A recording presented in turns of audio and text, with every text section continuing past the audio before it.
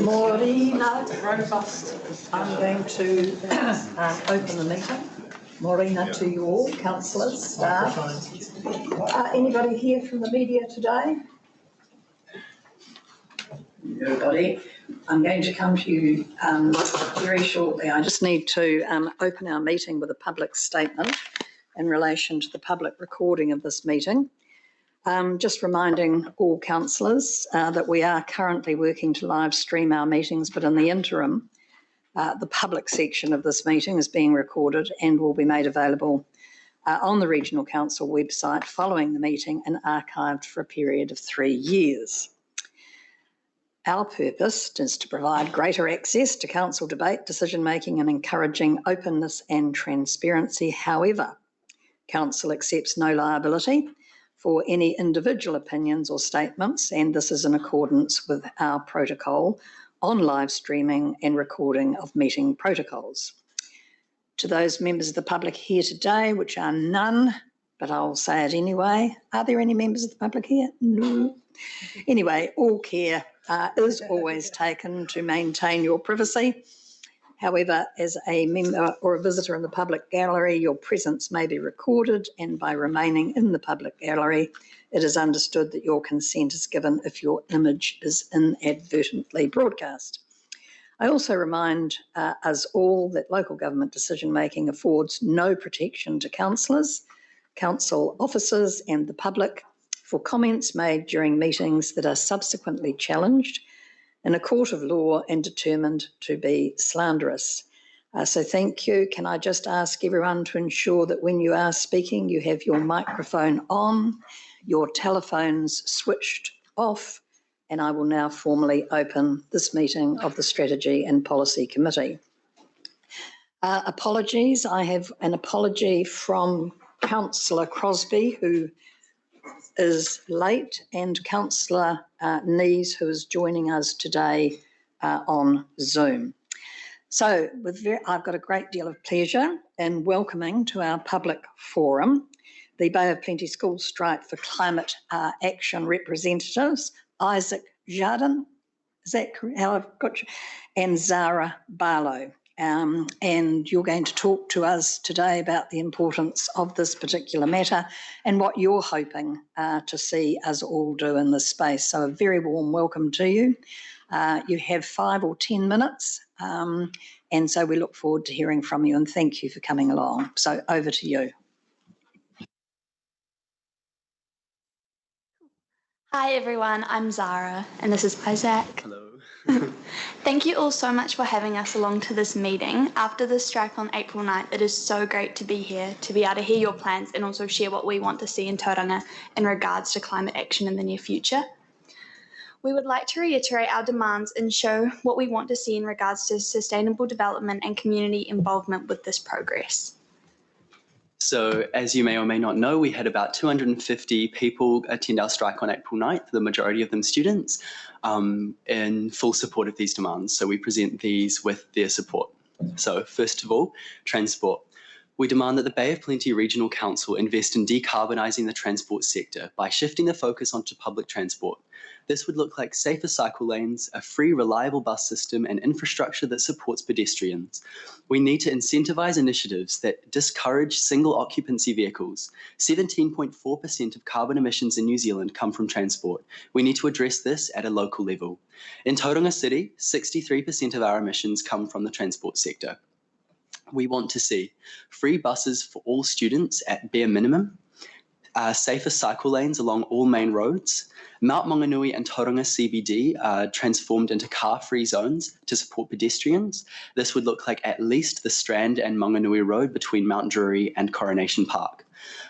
Programs to incentivise and reduce single occupancy to reduce single occupancy vehicles, and a train line throughout Tauranga. Our second one is around education.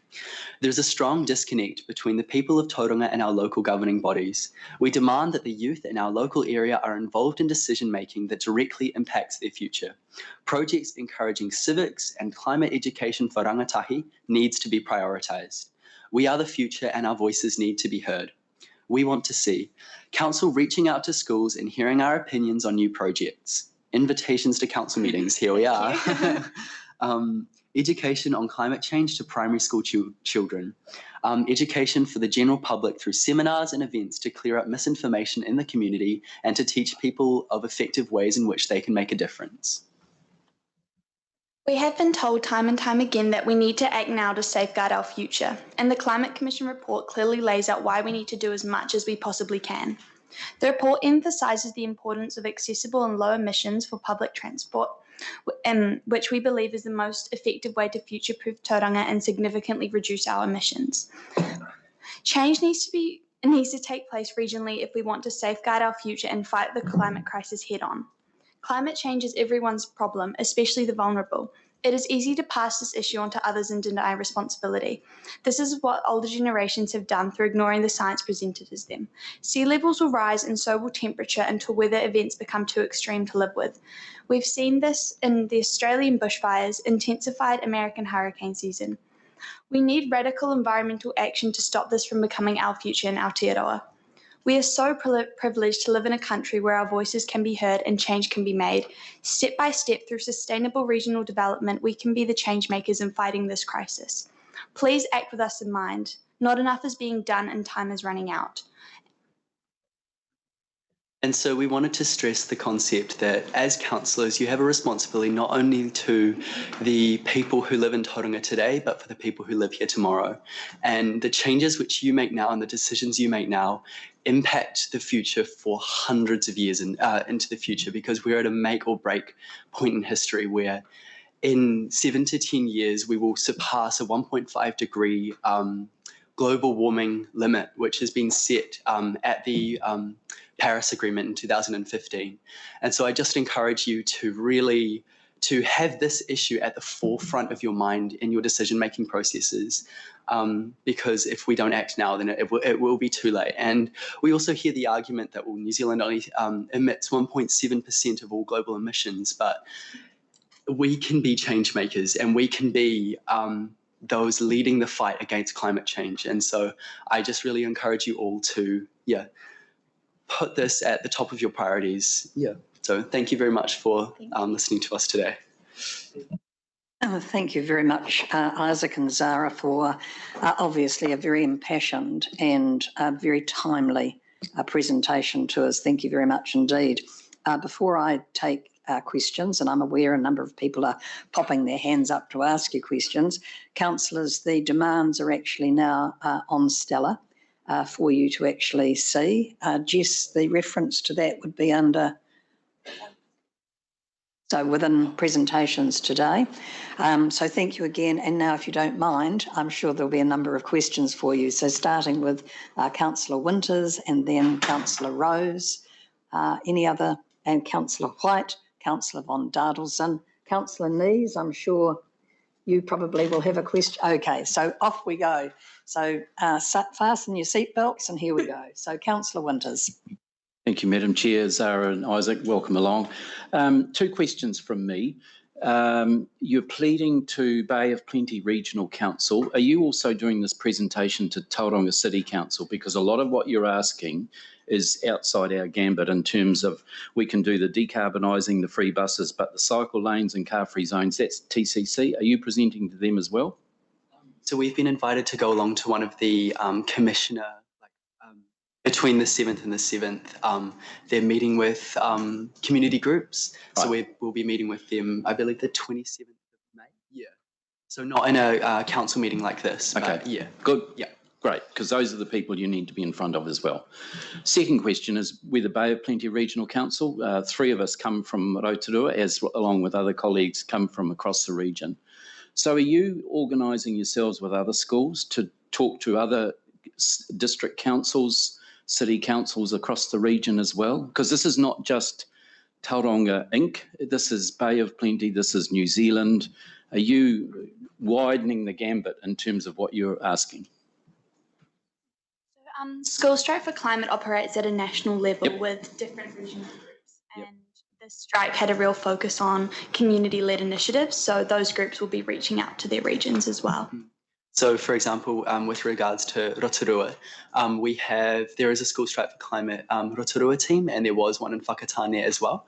And I'm not sure, I don't think they had quite as much traction as we had, but yeah, I know that they also presented demands to their councils. Cool. Thank you, Madam Chair. Yep. Look, you guys have done really well for being given not as much time for this strike. So you've done really well to organise it and to actually come and speak to us as well in person is actually something to be commended. Because some people would think that myself and my fellow colleagues can be scary, but we're not. We're all very nice and kind, so I swear we are. But no, I guess I just wanted to reiterate that in that youth engagement space, you spoke about wanting us to go out to schools. So how would you see that? Would you see that through going to assemblies or setting up pop-ups at different schools? How do you guys see that going forward?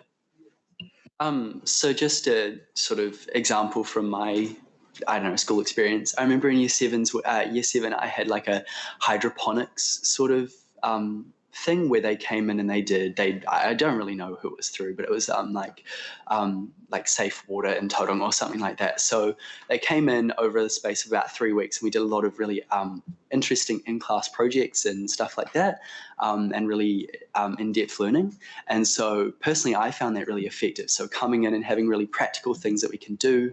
It's like you can apply this in your home life, for example. So I think a mix of modules to learn in class, as well as, speakers at assembly, having really inspirational people in the climate space in Aotearoa, speaking at assemblies, for example, can be quite inspirational. So I think a mix of the two. Yeah, and I guess my second question is in regards to the education part. Now, civics would fall probably under the Ministry of Education, but is what you guys are saying is you reckon local government should be playing a role in that education role?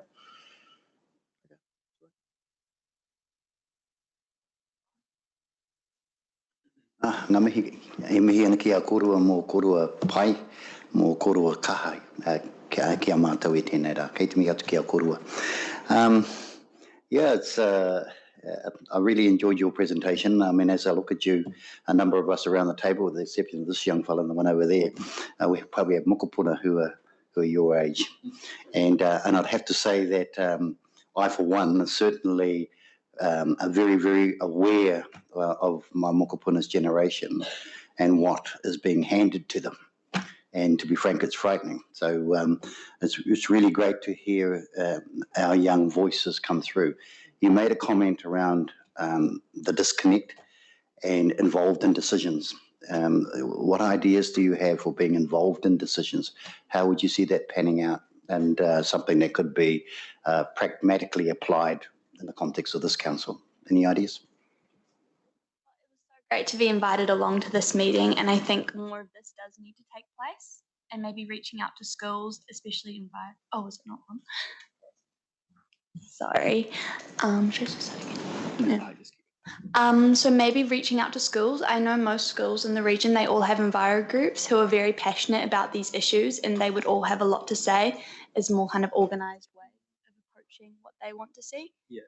So coming into schools and sitting down with students and saying, these are the proposed changes to your future. Do you have any input on these? Do you have any ideas? Because, and alongside with that comes the education aspect of it, because for a lot of these, and I know us trying to crawl through the agenda the other day, it's quite difficult to understand in a sense. So going into schools and having a really big push on, these are the proposed changes, this is what we're thinking, and then saying, do you have any ideas on that? So just, literally going into schools and saying, approaching a principal or something like that and saying, we are free from this time to this time. We'll come into your school if students would like to approach us.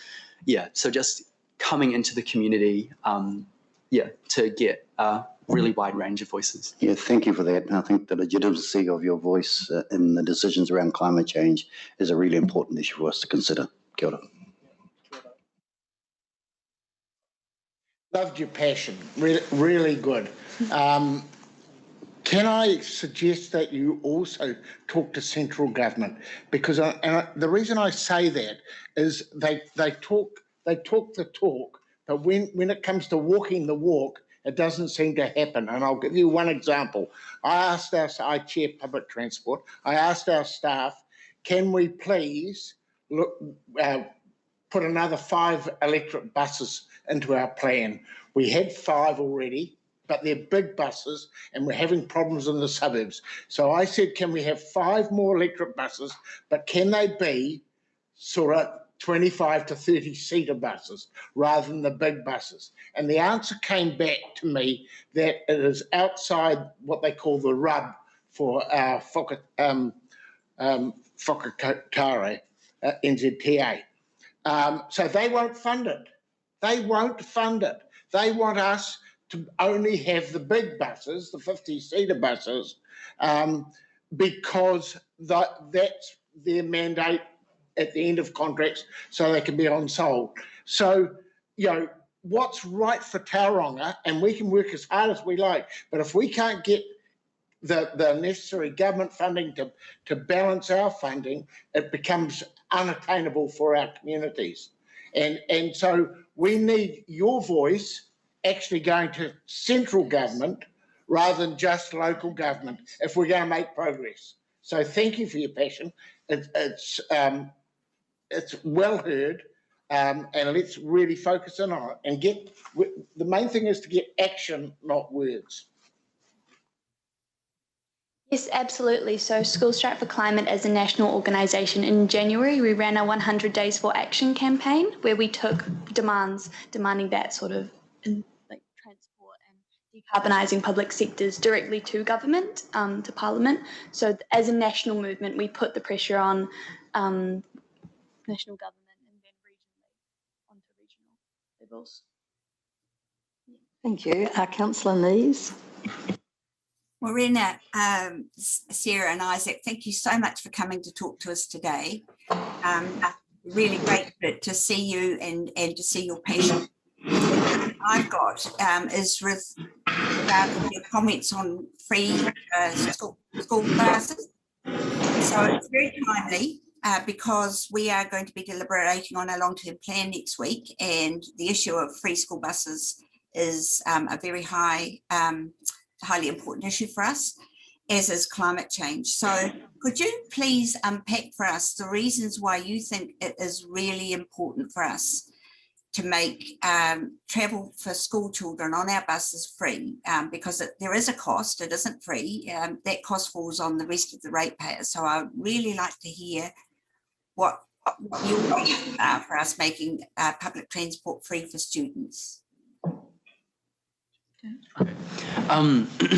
So I think it is first and foremost around the accessibility concept. So if you create a system which is accessible to all people, it will be basically used by all people. So the second which you create a space where people have the opportunity to, that helps obviously with public transport usage rates. I know myself, I take the bus because it's better for the environment and when I can't bike. And it does add up because it seems like $1.60 a ride, but then when it's $15 a week, I'm in a position where I can afford it, but I know a lot of people can't. And it just needs to be, it's climate justice as well as just environmental action. And I think it is very important because it needs to be accessible for everyone. Questions of Isaac or Zara? Absolutely tremendous. Thank you so much. And absolutely inspirational. Just pointing out to you that the Local Government Act does require us in every decision we make to always consider the needs of future generations as well as current communities. Have we done that very well? Maybe the jury's out. But thank you for your concern for justice for our planet and for the people and those that reside here. So thank you very much. I found it really inspirational. Andrew might like to invite you onto his public transport stakeholder grouping, which I think would be amazing. But thank you both very, very much. Yeah. Look forward to working with you into the future. Thank you. Thank you. Thank you, councillors. Items not on the agenda, there are none that we've received to date. The order of business, Councillor Crosby won't be here until around about 10:30. So we're going to defer the operating environment discussion until he is able to join us. Declarations of conflicts of interest. Are there any? Councillor Nees, I think, did you want to talk about a conflict for Plan Change 5? Oh, yes, thank you. And I may not be able to be still attending the meeting when that item comes up with regard to the hearing commissioners for Plan Change 5 for the Kaituna RPS change, because I believe it's not appropriate for me to put my name forward as a hearings commissioner because of my long involvement with the development of that plan change through my attendance at the Te Mara o Kaituna. So I would like to ensure that my name isn't considered for that hearing. Thank you. Thank you, Councillor Nees. Councillor MacDonald. I will need advice on that too because I am the Vice Chair of Kaituna, the Marua Kaituna, so I would like advice on that as to. So when we come to that item, if staff can be ready to give advice, please, for Councillor MacDonald, that would be appreciated. Okay, so we're now going to turn to the minutes of the 16th of February. Do I have a So moved, Madam Chair. Thank you. Seconder, Councillor Eadie. Any matters arising? Councillor Winters. My screen's gone blank, so I'll just try and do it off pat. On page 13, there's the decision on the extension of the Rotorua airshed.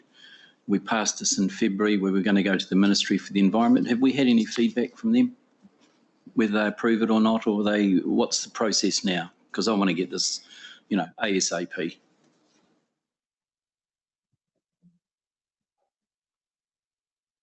So through the chair, we, as directed, we did follow up with the Ministry for the Environment and also with the Rotorua Lakes Council staff.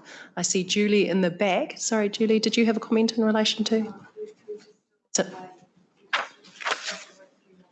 Yep, so just in terms of those next steps, the next steps are that we are still working through this and we are still in conversations with a number of parties and we can provide a further update shortly. Further matters arising, there being none, I'll put it. The minutes as a true and correct record. All those in favour, aye. Against and carried. Okay, so adjusting for the change in order of business, climate change overview. So we have Jane Palmer to present and Chris Ingle to present to us on this report. And thank you, Jane and Chris, for a very comprehensive overview. So we're in your hands. Thank you. Tēnā koutou katoa. I've just got a few slides to give you a bit of a flavour of the what was contained in the paper. I won't go through it in detail. Just get it up. Cool. So, yes, just to give you some information really to help support your thinking and decision making in climate change, particularly with the deliberations coming up next week. And obviously we just heard from Zara and Isaac about the importance of factoring in climate change into those decisions. Just one procedural thing, there was a typo in the report, which has just been corrected. Top of page 33, just in the first bullet point, the date was incorrect for that bringing in of the consideration of greenhouse gas emissions into the RMA consenting and policy making process. So that comes in at the end of this year, not already in place. Is this working? No. Is it the arrows I'm pressing? Not happening. that again. Yeah. So the bulk of the paper looked at the draft advice from the Climate Change Commission. So this is a requirement under the Climate Change Response Act. The Commission released its advice earlier this year, and you'll know that Regional Council put a submission through to the Commission alongside a joint submission with the Bay of Plenty local authorities. The consultation closed at the end of March, and they've had over 15,000 submissions. So they're busy working through those now, and they're obliged under the Act to have their final advice to government by the end of this month. And they have to release it publicly by the end of the following month, although I expect it probably will be out sooner than that. And then the government has 6 months under the Act to establish those first 3 emissions budgets based on the Commission's advice. If they deviate from the Commission's advice, they have to give a good rationale as to why they've chosen not to follow the Commission's recommendations. And then they've also got to produce the first emissions reduction plan, which is the plans and policies that they are going to put in place in order to deliver those emissions reductions. And MFE is looking to get a draft of that out in the 3rd quarter of this year, so we can expect to get some first signals around what that's going to look like. So just based on what we've seen in the draft advice from the Climate Change Commission, I ran through some of the potential implications for Regional Council in the paper. Obviously, once we get those confirmed at the end of this year, we'll be able to get more clarity around what that really means for the Regional Council. We know that the targets will be done by us on a sector basis, so we won't have a regional target per se, but we'll be able to look at what those government decisions are and map out what that means in terms of the actual implications for Regional Council. And that's going to be coming in, in the first year of the LTP.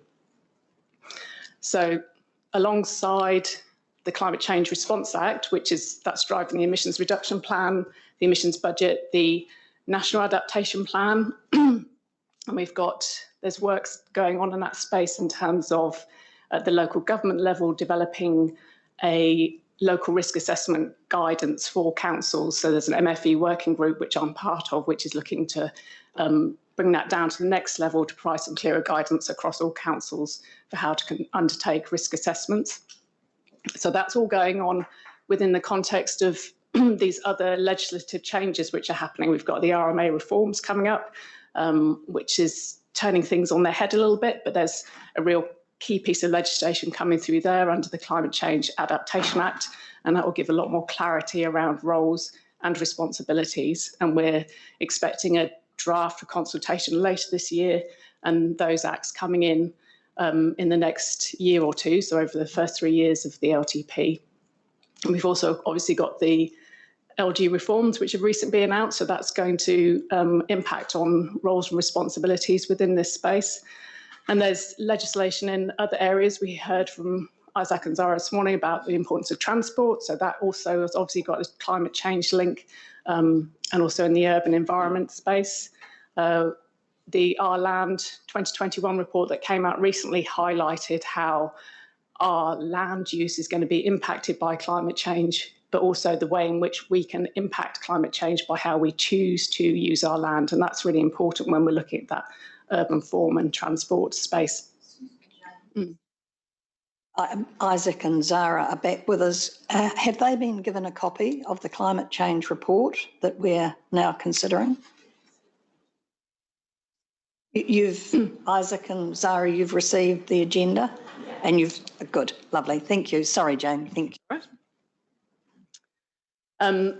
So obviously there's lots of things up in the air, but I think the key message is that we know the direction overall that central government is heading in. It's clearly got climate change on there up as a high priority, and we know the kind of things which are coming. So we need to be continuing to work in this space and making progress so that we've got that good foundation for responding to the direction when it finally gets pulled into place and confirmed by government. So in terms of what we've been doing within council over the past couple of years, got our action plan, we've got the climate change programme now set up. We had the climate change position statement that went out in the consultation document, and we've received positive feedback on that from our community. We're progressing the work in that adaptation space with our working group, and we've got local risk assessments running at the moment to pilot that process with iwi and at a regional level. So that's dovetailing nicely in with the work that central government is doing to develop that local guidance for council. We're obviously monitoring and measuring our own organisational emissions. And we're still working together with our networks across the country, both within the region, with our local authorities and with UNISAR, regional sector groups, to ensure that we've got those shared understandings across what's happening in the climate change space and the changes that are lying ahead. And I think the important thing is that we've got these blocks in place and we need to keep progressing this forward over the next 3 years, the first part of the LTP, in order to make sure we're building on what we've already got there.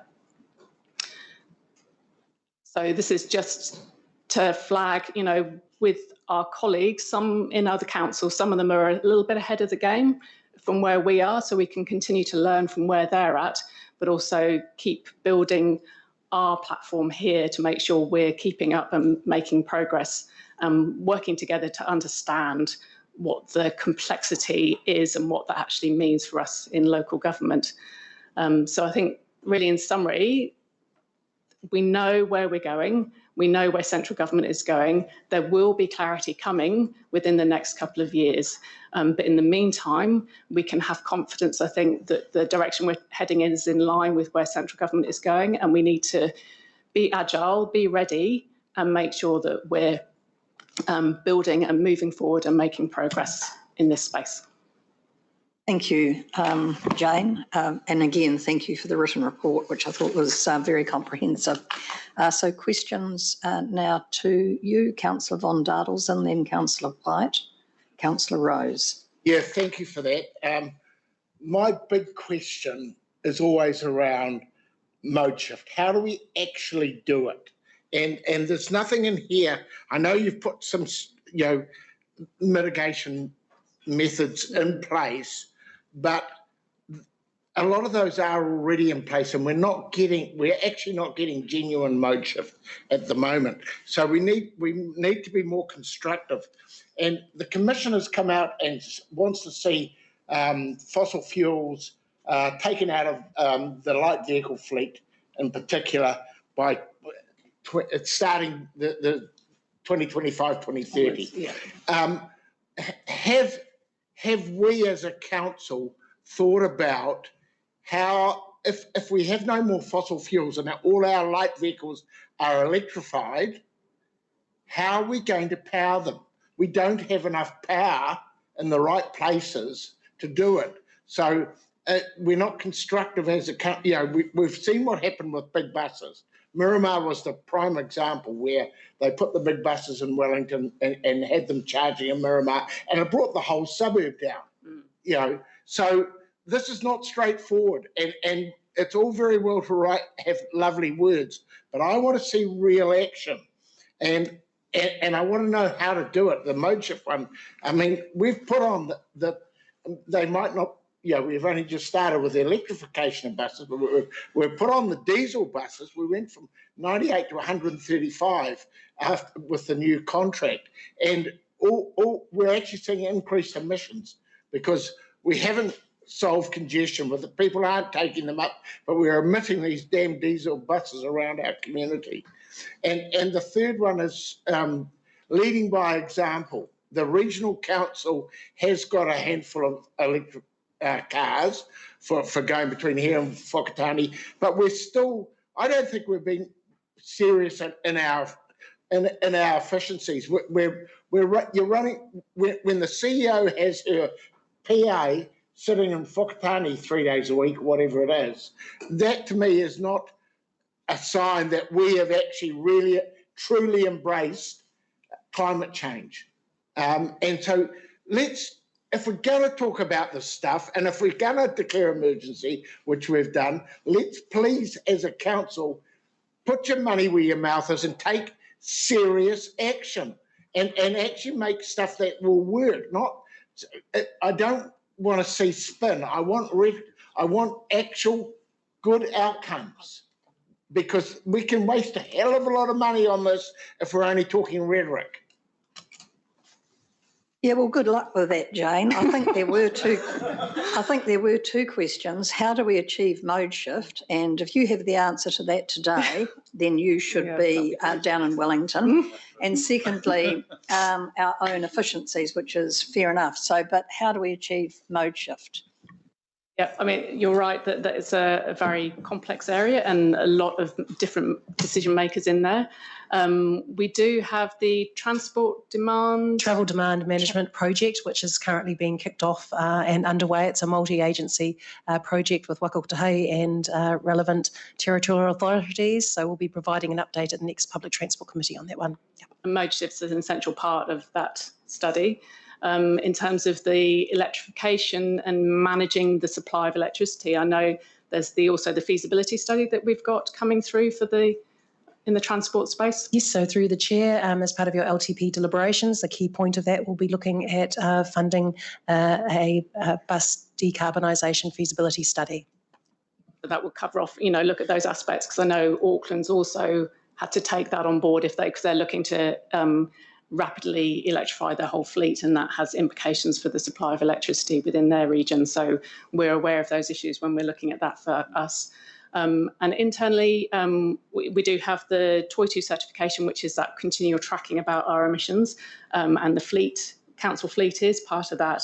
And there is plans in place to continue to electrify our vehicle fleet, the light passenger vehicle fleet, and also to look at that utilisation of our vehicles to ensure that that's efficient. So that comes under that corporate emissions. Just to add very briefly to that, councillors, the deliberations papers that we've been working on for climate change and transport have multiple strands, and we have been looking at possibly including a little bit of resource in there for looking at charging stations for light vehicles, because we think that will be an issue for this region. So it'd be quite good to have a regional look at that. So that'll be a decision for the 12th of May.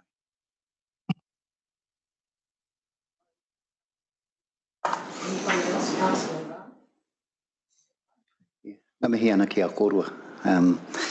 Yeah, it's nice to know that we seem to be well prepared and preparing pretty well, and taking lessons from others who are leading in certain spaces, and I hope we're leading in other spaces that they can learn from, so that we're right up there. And one of the areas, and I think the previous speakers, our two young people who spoke previously, the question that I asked was about their involvement in this process of decision making.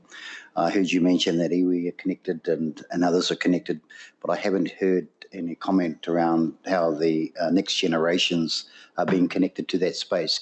Can you comment on that? I'm sitting at the back there, and I'd like to think that we can give them some practical support or commentary on that space as well. Yes, thank you. Through you, Chair, I think that's an overall decision to be made by Council about how we actually actively engage with youth. I know that climate change is certainly a key topic when we need to do that, and I know there's a big effort in terms of that community engagement space and looking at new ways and different ways to connect with the community. So there'll be a kind of combined approach, if you like, through looking at those ways of bringing in the rangatahi through community engagement, but also making sure that it's on the topics that they're interested in, which is most likely climate change. So there's nothing specific in place at the moment, but depending on that funding coming through the LTP, then there'll be opportunities to enhance that work and have a stronger focus there. Yep, thank you. My question is in regards to the realistic goals that this council has set, and the fact that we have declared a climate emergency. How realistic is it that we can meet the goals and the standards put by the Climate Commission currently? Of course, they're only draft. And with that, how can our council be ahead of the game in this space? So in terms of the goals and targets set by the Commission, they obviously involve a whole range of different people and different parties. So there's no specific goal that's going to land on regional council's lap as such. But I think the important thing is to be aware of what the levers that we have, which is what the paper was trying to illustrate. These are the levers that we potentially have to pull in the spaces of transport and urban form and planning, and agriculture and land use. So we need to be very focused on where we can have best impact in terms of supporting those targets. And I think the important thing is that we need to ensure that there is, through the LTP, there is funding and support to be able to keep progressing in that area, because without that, we're not able to actually get ourselves well prepared and keep ahead of the game so that we're ready to respond when we get those budgets and targets confirmed by government.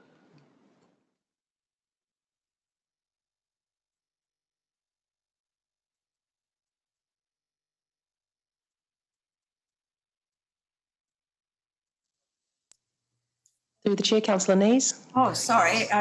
For some reason, I'm not hearing all of the conversation. But anyway, Jane, thank you very, very much for this. It's incredibly important for us to up our game in the climate change space. I know that we've got a lot of building blocks in place, but we've really got to transition through to a lot more action and more engagement with our community to help them make the changes also. But I sincerely thank you for all the work you're doing and for reporting this to us.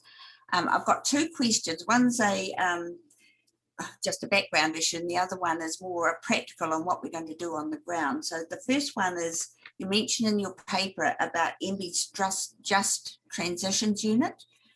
Now, Zara and Isaac mentioned that this morning, and it's not something that as a council we've had a huge discussion on, about being incredibly important for us when we consider our responses to climate change. So I'd be very interested in hearing where our organisation needs to go to ensure that we are ensuring a just transition for climate change. So that's question number one. The other one is around the note in the paper that says that we will be having to take emissions into consideration when we make consent decisions. Now, I understand the direct emissions to air, which are easily identified, pinned down from industrial activities. But what about byproducts for emissions? And an example would be methane from landfill waste or biogenic methane from farm activities. What's the thinking happening in council to enable us to ensure we're doing our part in consent decision making?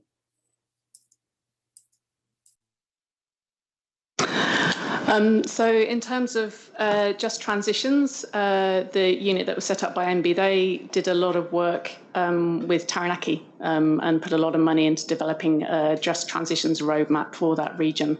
And it obviously took into account that intergenerational aspect.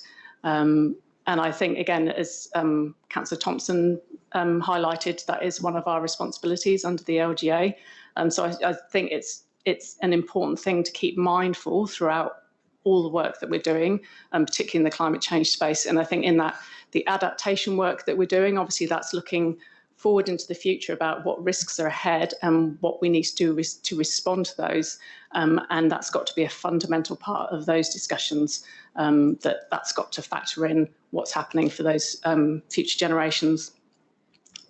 In terms of the changes to the RMA under the RMA Amendment Act, that's still evolving, but MFE have recently released a consultation on NES, possibly MPS, on process heat, fossil fuel use in process heat.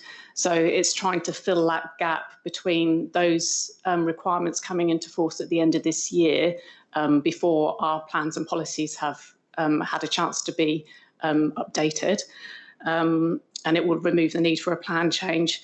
So essentially that will be when a consent comes up for renewal around for instance, a fossil fuel asset like a boiler. then that's when the consideration of the greenhouse gas emissions from that particular asset comes into play. In terms of the indirect emissions, there's going to be some non-statutory guidance around that. So I think, again, that's covered in the MFE consultation document. So that's really just a holding space until we get the RMA reforms coming through. But what MFE are trying to do is to ensure that that guidance is robust enough that it can still apply once we have the new RMA acts in force.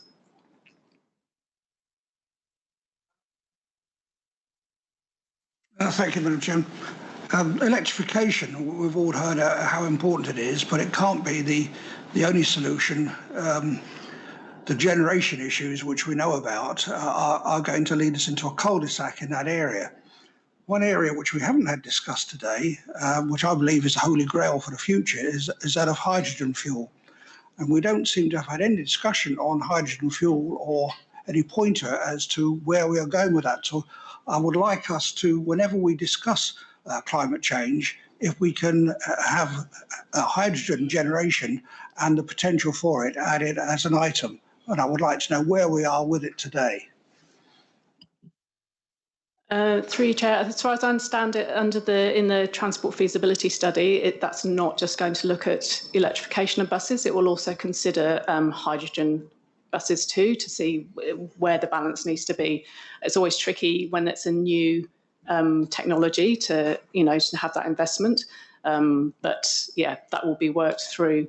And it's is it Wellington that's recently, or was it Auckland? It was Auckland that recently they've invested heavily in a hydrogen bus up there. So we'll be looking to see what lessons they've learned from that trial in practice. In relation to that, there was a very recent Bay of Plenty Connect meeting, and there was a very interesting update given on the hydrogen matter.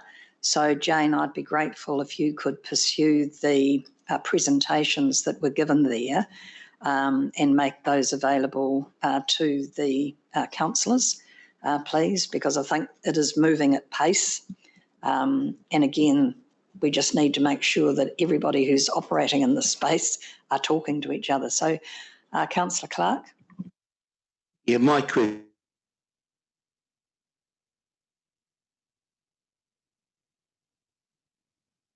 Because our ability to affect climate change is largely done through regulation. But I guess I would like to have some assurance that we're in fact working closely with those people who are trying to take a practical function. And I probably alluding to a conversation had recently with Fonterra, who are looking at the use of biochars, biofuel solutions to the ongoing boiler and fleet stuff. Now, we see nothing of that science or its potential being tabled here. All we just see is how we're going to regulate our way out of this. How close is our relationship with those people that are doing practical work? Are we in the loop with them? I think through the variety of the different council functions that staff are often up to speed with what's going on with our different partners, and it might not always appear on the table here, but I think it's certainly that there's a strong awareness about what's being done, for instance, in the agriculture space and farm management plans and other aspects and other technologies that can be employed. Obviously, because it's not necessarily a direct lever for us, then it doesn't always make its way up to discussions here, but I think it's certainly within staff thinking in most cases. You're doing very well, Jane, but you've still got some further questions to come. So I've got the chairman and then Councillor Eatey and then Councillor Thurston. So keep going, well done.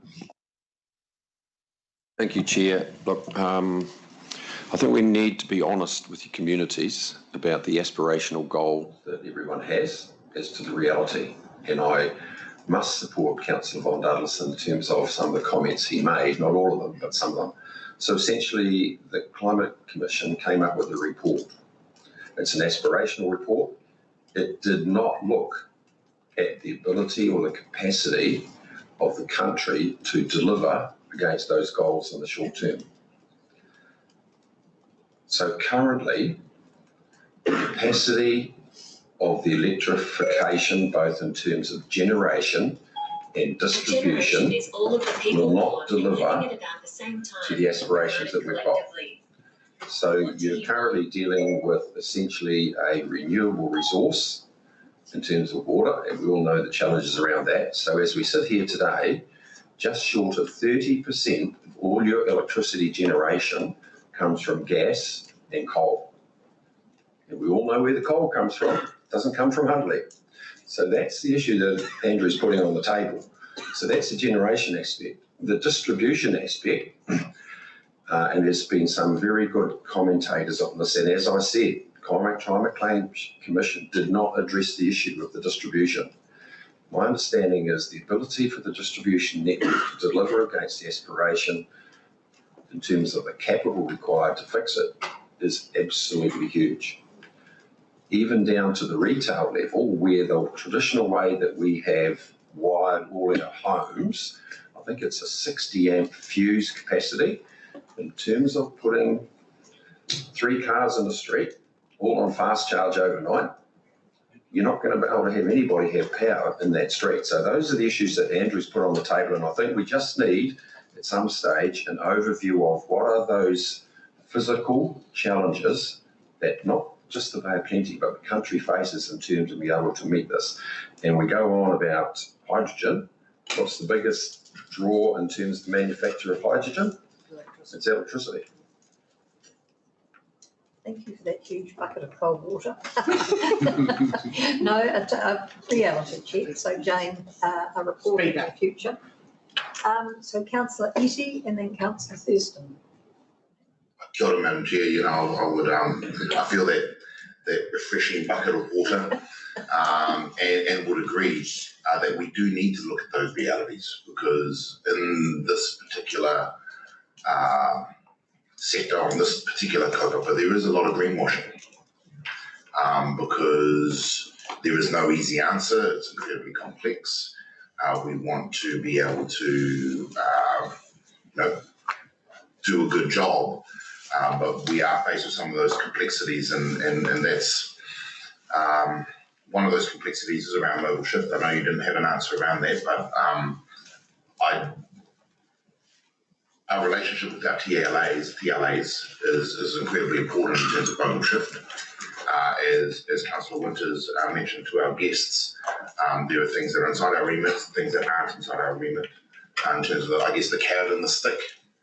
I guess I'd like to see where our relationship is with regards to each TLA, and what are those particular issues that we need to, I know in the Western Bay and in Tauranga City Council, it's particularly can be difficult to get our strategies aligned, but I think it's incredibly important that we keep a line of sight on where those real tension points are, and within this climate change lens. So kia ora. Councillor Thurston. Thank you, Madam Chair. I keep focusing back on the fact that we're here representing the people of the Bay of Plenty, and we're here today talking in particular about Tauranga. And as we're continually reminded, Tauranga is the most car-dependent metropolitan in Australasia, if not the Southern Hemisphere, and motor vehicles are a major contributor to carbonisation, as we all know. So in support of Councillor Von Delson's call for, addressing mode shift, I think at some stage we've got to say that we have exhausted the use of the carrot in all of this. And free fares on public transport will go some small way, I believe, to addressing the issue. But at the end of the day, I think we've got to have the proverbial and start and bite the bullet and address the issue of bringing the stick out to effect some real change in this community in terms of mode shift. And the other point, which I'm being completely flippant on here now, is, if there was a sustainability or a decarbonisation conference or convention called in Wellington tomorrow, people would fly from all over New Zealand on 1,000 flights to get down there. So I think there's a bit of, you know what I'm saying. Thank you. So Jade, Chris, anything further there's no further questions or comments, anything you would like to add to the conversation?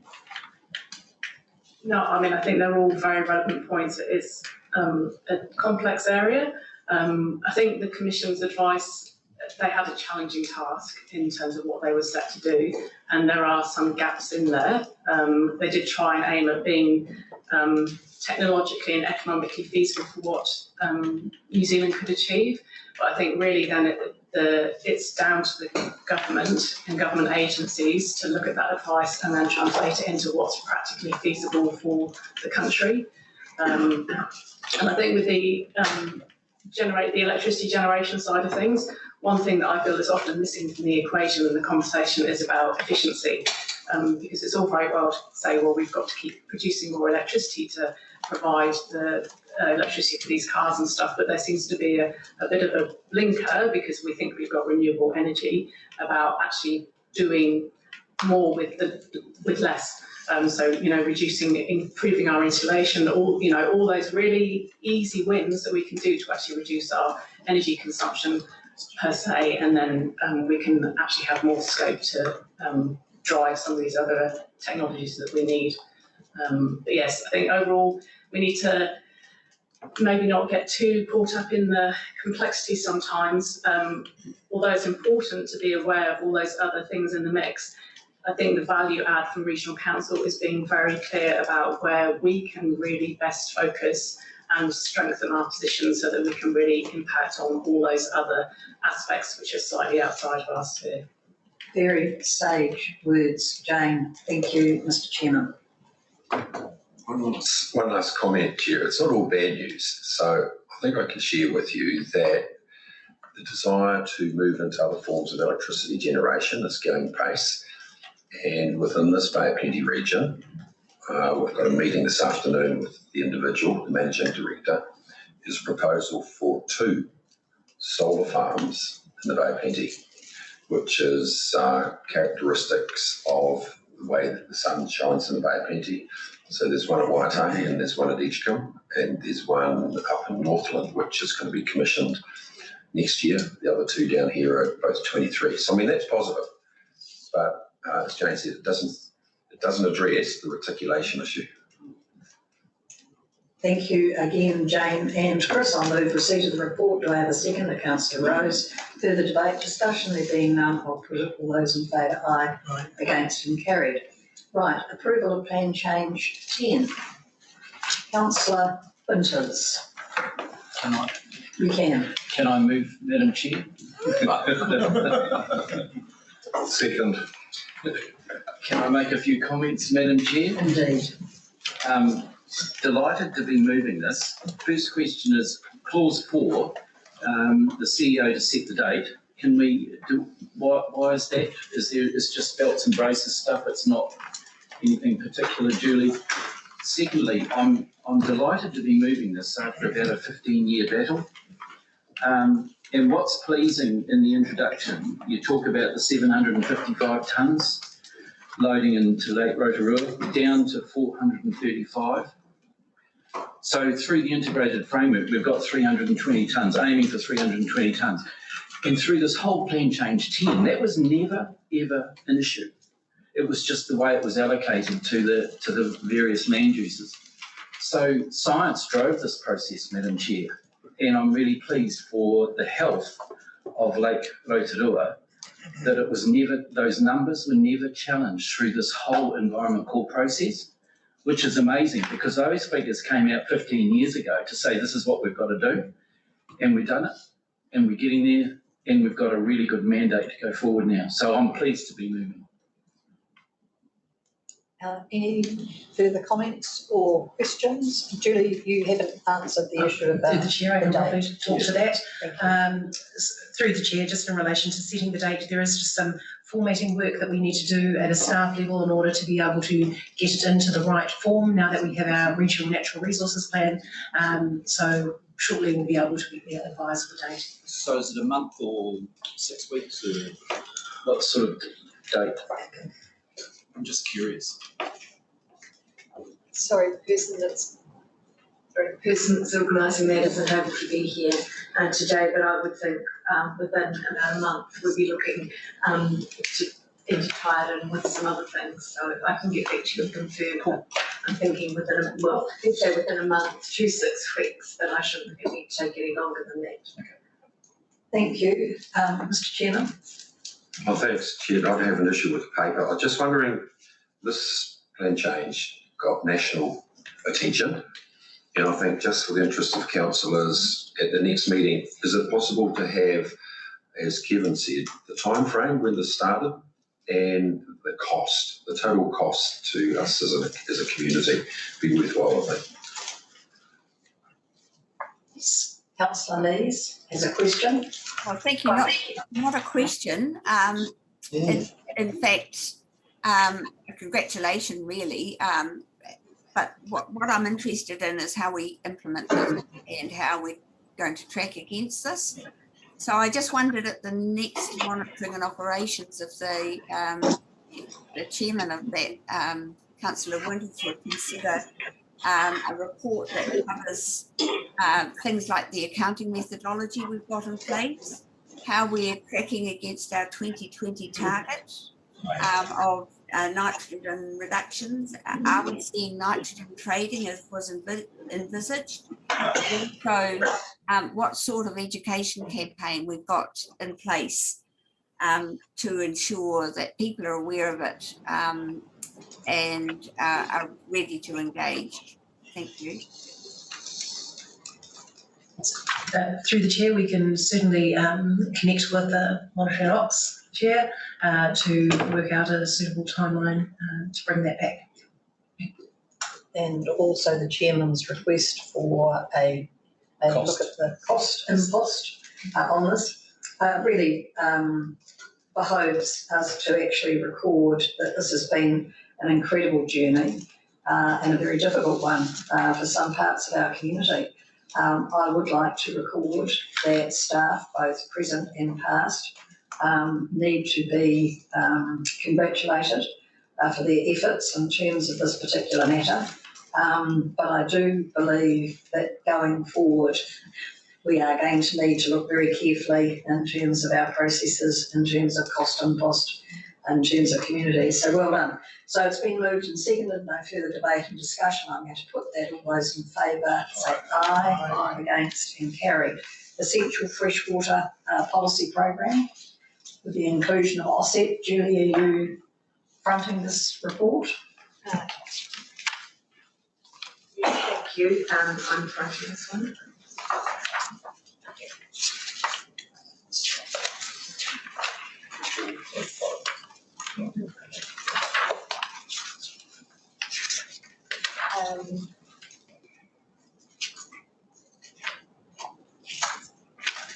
Thank you.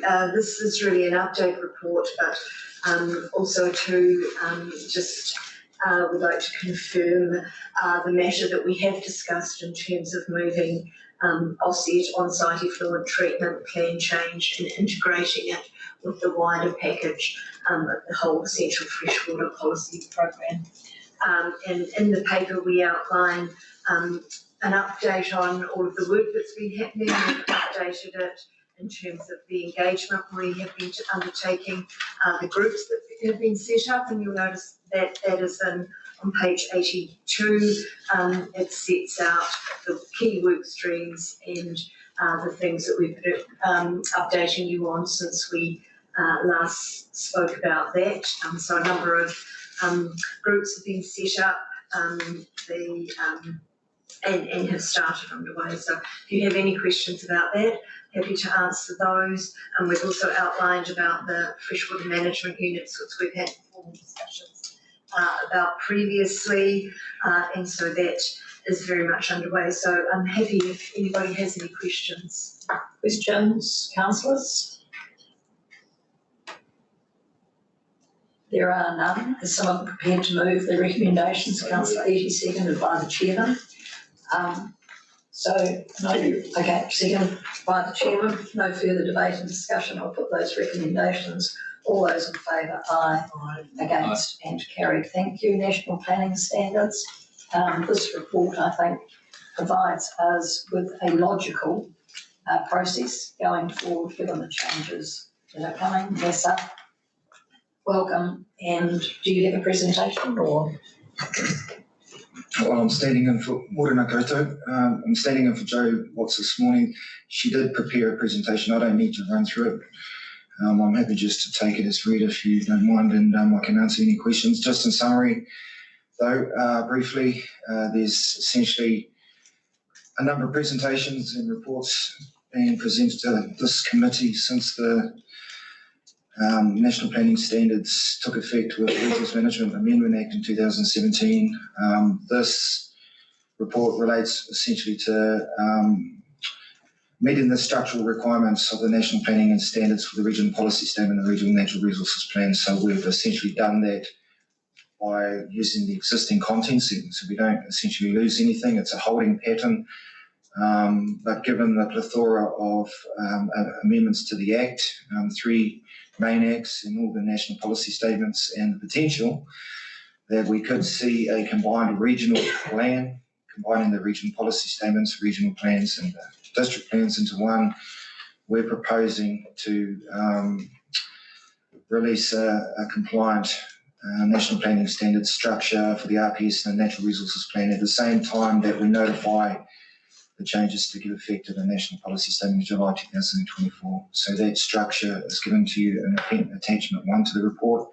And in reality, we've actually already done that. There's a hard copy ready, but for the reasons outlined in the report, we're suggesting just delaying that and notifying in 2024. I'll leave it at that. Thank you. Thank you, Nasser. Unfortunately, my microphone has blown up. So I personally think that this is a very pragmatic proposal that's being proposed. Are there any questions or comments from councillors in relation to this report? Councillor Nees. Oh, thank you. Nasser, at the Zone 2 meeting, Richard Ward from DIA talked to the attendees about how to deal with the changes that are coming at us with regard to the RMA. And he said, keep working on what plans you're working on at the moment, go as far as you can, because that work will never be wasted. But stop short of engaging in formal processes to avoid the possibility of necessary rework driven by RMA changes. So my question is this your understanding also, and does that change what we're doing with the National Planning Standards or with any other policy work that we've got underway?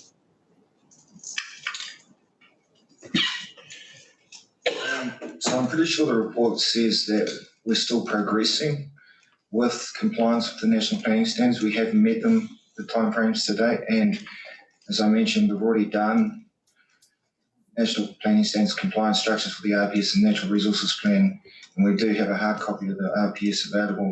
So we've done the work, but we're keeping in mind that with the uncertainties of what's coming and the need to collaborate as much as possible with our TA. So I think it's in line with what what the advice has been given from the chap you mentioned. Sorry if you got his name. Okay, thank you. That's reassuring. One other thing is you mentioned in the report that we made a decision to keep the Regional Coastal Environment Plan out of the Natural Resources Plan, the Regional Natural Resources Plan. But things have moved on, and I see the National Planning Standards have a chapter for coastal issues. So I'm sure that you're going to say it's just pragmatic not to try and take on that huge bit of work of integrating that in at the same time as we're trying to do all of the freshwater work that's underway. But I just wonder if staff could comment about when it's appropriate for us to consider integrating the Regional Coastal Environment Plan with our other plans. The deadline that is in the Act for the regional plans is May 2029. So we have until then, strictly speaking, to comply with that requirement. So that gives us several years to make the decision formally if the council wishes to embed it into the Natural Resources Plan. further questions or comments? Someone prepared to move the recommendations? Councillor Fight, seconded by Councillor Rose. No further debate and discussion. I'll put those 4 recommendations. All those in favour say aye. Against, and carried. Moving now to the Regional Coastal Environment Plan update. Welcome, Stacey. Can we take the report as read, please? Do you have anything further you'd like to add to the report, or simply answer questions or hear comments? I'm happy to answer any questions. Okay, microphone. So, councillors, any questions or comments with relation to this particular report? There being none, do I have a mover? So moved. Thank you, Councillor Thurston. Councillor Rose has seconded. No further debate and discussion. I'll put it. All those in favour, aye. Against, and carried. Thank you. Moving to the nominations for the Freshwater Hearings Panel. Councillor Love. Yeah, thank you, Madam Chair. I'd like to nominate Councillor von Daddelson for this position. I served with him or under him when we did the previous one on the change to bylaws. And I was really impressed with his grasp of detail and the grasp of procedure in doing that. And I think of all the people here, he's probably in the best position, especially bearing in mind the conflict of interest that other councillors may have in this area. Just do we have advice for Councillor McDonald? I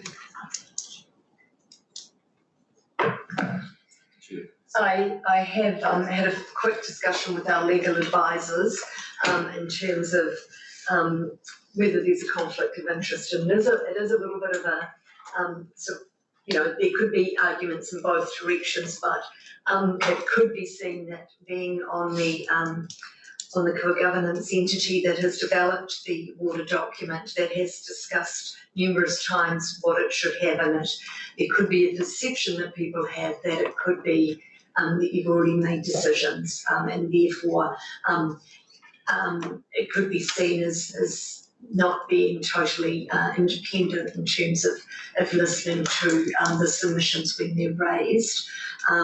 So your concern was by our legal advisor said that is probably a valid reason to think that it could be seen as a conflict of interest, yes.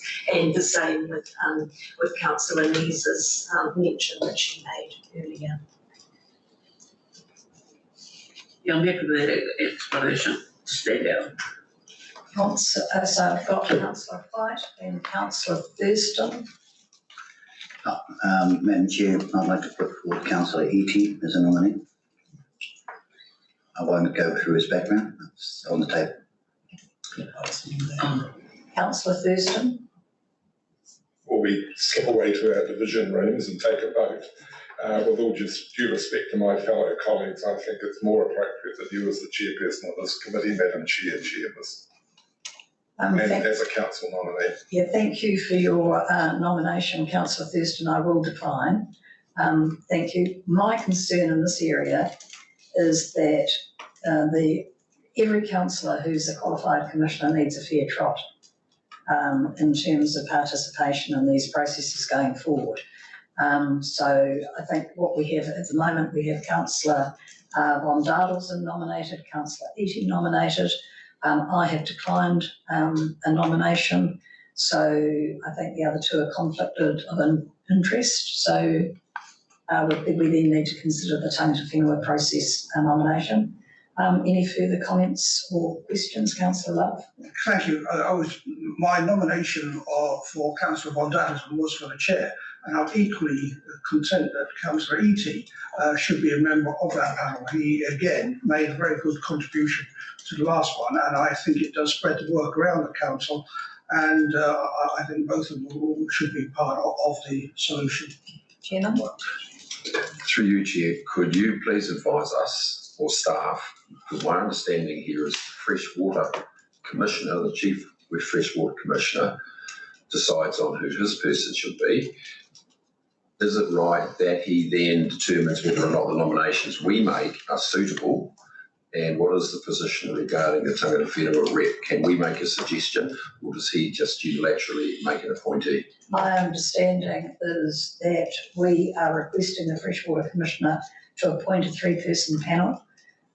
Two of those we are recommending 2 councillors be considered. Only one will actually be appointed if it's a 3-person panel. So we are being asked to say a prioritisation, and there is a process being set out here for how we might go about inviting Tangata Whenua to put forward their nominee. Have I got that right, Julie and Nessa? Yes. So at the moment what we have is we have 2 council nominations. If there is a 3-water panel it will only be one of those councillors who will be on it. That's correct. We are, a normal panel would be 5, and the freshwater panels, it would normally be 5, 2 nominated by the council, 2 freshwater commissioners appointed by the freshwater, by the chief freshwater commissioner, and one